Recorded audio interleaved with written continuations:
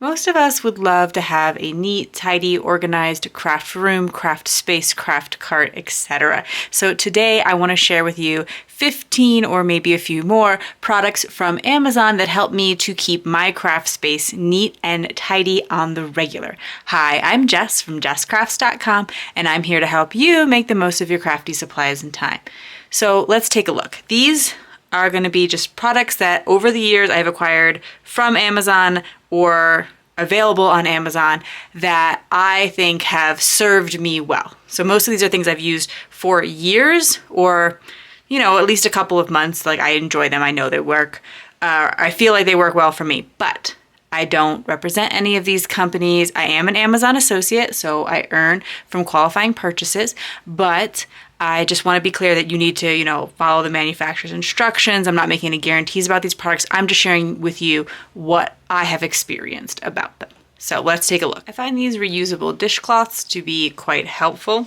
You can use them to clean off your blending brushes, you can clean off your stamps, you can clean off your mats, wipe up all kinds of spills, and then they can be reused. In a similar vein, there is this brush cleansing pad, which is, I think it's designed for makeup brushes, but it also works well for blending brushes, and it just gives a little more texture, so you can kind of get in between the bristles a little bit more. So if maybe you need to clean them a bit deeper, then something like this might help. I do have a video where I talk about cleaning my brushes because I'm not one who remembers to brush them off very often, so I had to do a big clean one time.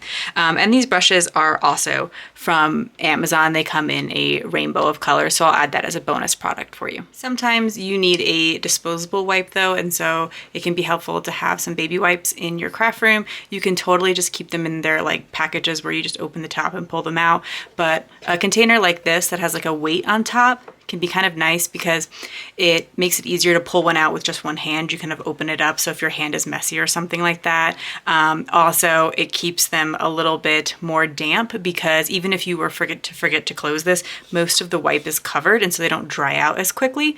And so that could be a helpful option for some people.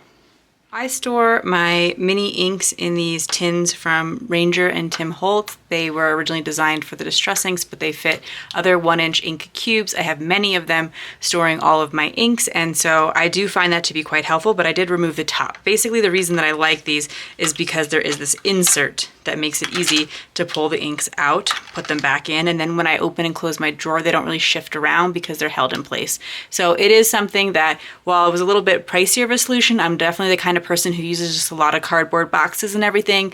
I found this one to be worth the investment for me. I keep my card stock in these job ticket holders. You can purchase them in the office supply store and on various websites, including Amazon. And I have purchased some in the office supply store when that was cheaper. So, it was always good to do a price comparison.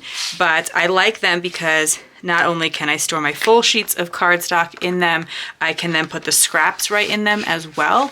And then I don't have to have a separate storage system for my scraps. When I go to use this orange cardstock, I know that's what I want for my card. I can see if any of the scraps work well first. I have had my Dymo label maker for a really long time, and it works fine. It's continued to serve me for a long time. I know there are fancier models out there, so it's just in general, I've had good experience with a Dymo. I appreciate that this label maker can be plugged in, so you can attach a power cord so that you don't have to constantly use batteries. So that's something to keep in mind if if you're looking for a new label maker. I do find that sometimes the label strips, if you put them on plastic, they can come off. They aren't as sticky as, say, on paper. And so on my system, I have put a piece of transparent tape, sort of standard office tape on top of my label because it's just really important for me that my labels don't come off. I want to be one and done with this system and just be able to reload more of the same color of cardstock into them. I have these binder pockets, so they do come with holes so that you can place them in binders. I don't always need that. It makes them a little bit longer, so I have also cut off that piece, and it's remained sealed. I've had these for a number of years and they're still holding pretty strong. They've gotten some good use. You know, I've opened and closed them plenty of times. And I like them because when I'm storing a project, like say I have all the pieces cut out for one of my paper busting templates. This is a lot of what I do here on my channel. I show you how to cut a piece of patterned paper to make cards without any patterned paper scraps. So you take all of these pieces and perfectly assemble 1, 2, 6 cards with one piece of patterned paper. So I will leave you those linked in the video description too, in case you are interested in finding out more about paper busting and using up that beautiful pattern paper we've all bought. So I'll put my template in there. I'll put the paper that I need, the card base, especially once I've cut up all the little pieces. If I'm making lots of cards at one time, this can be a pretty helpful system. You could store other things in these as well, but they have served me well for a number of years. Next up, my system for storing my ideas, and specifically in this case, my paper busting templates, are things that I have often purchased on Amazon. These 1-inch binders I may have gotten from Target, but I'll see if there's something similar to link you. But I like that they have these little like pockets on the front. I do like a 1-inch binder. I don't like it to be too big, but of course personal preference there. And then I can slip in this label. I have labels for the side, the front, and the back. These similar labels are available in my Etsy shop if you wanted to label your binders as well.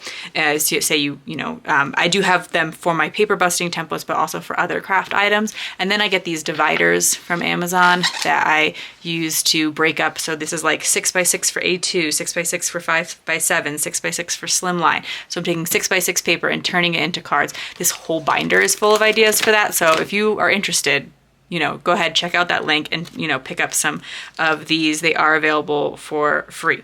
And then I use the page protectors to hold them. Of course, you could just punch holes in them, but like I use mine really, really often. So it's really helpful to have them protected in that way. So this whole system can be a really nice way to keep your ideas organized. I've had these for years. I've recommended them for years. I kind of do this video like once a year or so, just kind of update things that I have found really useful. I like these for storing markers. So it's a simple, pencil, marker, pen storage bag, but it has a cool feature that you can pull it down and it stands up. It stands up when it's all the way up as well. But so it's nice that it stands, and then it's nice that you can pull it down. So like say I have my markers in here and I want to use them, I don't have to kind of reach in and find them. Where I pull this down and then they're a lot more accessible. It kind of like turns it into a bit of like a cup, but then you can lift it up, zip it up, throw it in your bag and take it on the go. So I find that to be really helpful. There's many sources for these, but this was the first place I found them. They've been consistently available. I've had it for a number of years and it hasn't fallen apart. So just always worth mentioning. A desktop spinning organizer can be quite helpful. So mine has 3 compartments and they are different levels. So you can see they're different heights, which is kind of nice because if you have, some smaller items you don't want to, or shorter items you don't want to get lost, they might get lost, say in this bigger one if I put my craft scraper over there. But my taller items need more support, so I like having the levels here. That's why I thought this one was pretty nice. I did add my own saying here with my Cricut, so that's kind of nice that you can customize it because it's just plain. The one I picked up was just plain white. It spins really nicely, and so I like having a couple of craft tools right by my side on my desk. Next up, I use a lot of zip top bags in my craft room. I use them to store stamp sets, especially with coordinating dies, and I use them to hold die sets. Now, you do not need to repackage your stamps and dies into stamp pockets, bags, or anything. Often you can just cut the top off the packaging or just leave it in the packaging and open it up from this flap on the bottom. I prefer not to keep opening the flap. I find it tends to tear over time, so I like cutting the top off and sliding it in and out. But sometimes those break down and it can be a little bit more helpful to repackage them. So I like to do it with plastic bags. These are a little bit thicker, they're heavy duty, so that I can reuse them many, many times. If I choose to pass along a stamp set, I could put a new stamp set in it. They do seal completely at the top, so I don't really have to worry about losing pieces. I could put extra pieces inside of here. So like say I, cut an extra sentiment or something, I could store it in there for the next time I need it. It's for those stamps, sorry, those dies that come cut, or for the dies that come attached, and you have to cut them apart, it can be helpful to have magnet sheets to put those dies on, and that is also something else you can usually find on Amazon, but you can also pick up at the hardware store. What I'm going to do in the video description is write this size bag I use for this stamp set, this size stamp set. So like 3x4 stamp sets in this bag, you know, 6x8 stamp sets in this bag, or whatever they are. I forget some of the sizes right now. Or like what I put my certain sizes of paper in. I put 6x6 paper in quart size bags, for instance.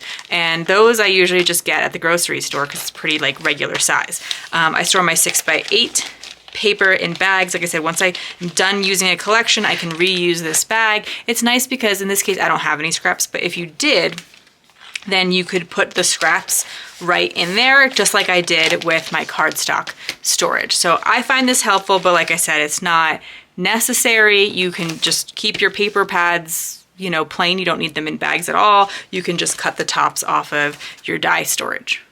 One thing I want to mention quickly before I explain what these things are, because I know they look a little bit odd. It might not be as obvious at first what they are, but I do have a light box that I purchased on Amazon, and I've tried purchasing several light boxes over the years, but this has been my favorite one. It's from, I think it's called Glendan.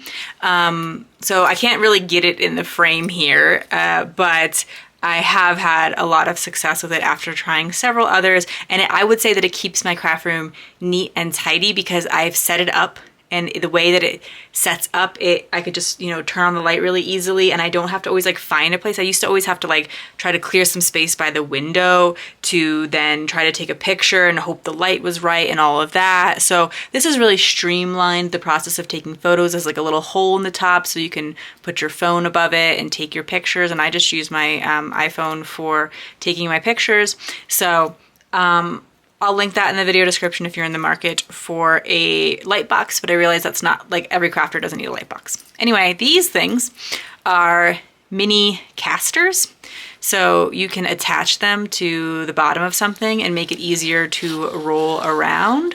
And I have these on the bottom of my Cricut. So I recognize that this is adding something to your machine. I don't know how that affects your warranty or things like that. I find it helpful to be able to move my machine back and forth, just roll it back and forth. But I just always want to say, you know, like, that's at your own risk. Read your warranty policies for your products, etc. But I know people have put these under like heavy machines, appliances, etc. because it makes it easier to like move it around your countertop, your desktop, etc. So you might find that helpful. It might be worth the solution for you. So you have a really old machine or something, but it's just something to consider. I find it helpful to be able to move my machine around easily because you do need to pull it out. Like I put mine, you know, back against the wall and then I pull it out to cut. I hope this has given you some food for thought, some things that might help you to keep your craft room more neat and tidy on the regular, whether you purchase these products from Amazon with my links or if you just pick them up the next time you're in the office supply store. I just wanted to, these are things that have been successful for a long time for me, and so I thought I would share them with you. If you found this video helpful, here's another video where you can find more ideas for enjoying your crafty time and supplies. Let me know you like this video with a share to your crafty community, subscribe and click the bell so you don't miss the next template or tutorial, and check the video description for product links. See you in the next video.